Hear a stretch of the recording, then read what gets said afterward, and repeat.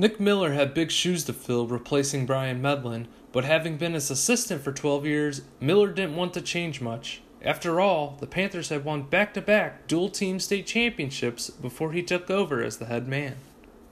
Being at a point where we were successful at a high level, we had won a state title 2 years in a row, you also don't want to get caught in that rut, and I don't ever want to get caught in that rut of trying to maintain what we're doing, So there was kind of that balance of trying to make sure we kept things as they were going, staying on the same path, kids understood what was expected of them, but also trying to make sure that we were raising the bar at the same time. I mean, if we ever spend a season where we're not raising the bar, that's the greatest fear for any coach is when you're at a high level is that's the moment you're going to get caught by somebody that you shouldn't get caught by. Having lost standouts Jacob Warner and Dak Punke, Washington continued to develop wrestlers, sending 9 to the podium in individual state and winning a third straight dual-team state title.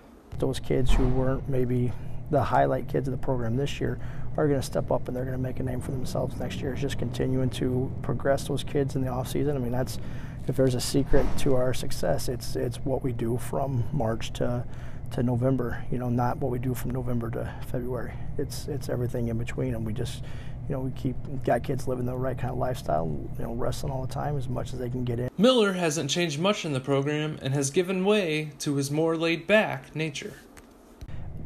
Medlin was right in the mix of everything. I would say if there was another change, I tried to, as much as I could this year, I tried to make sure that I stepped back and we got great assistant coaches in our program.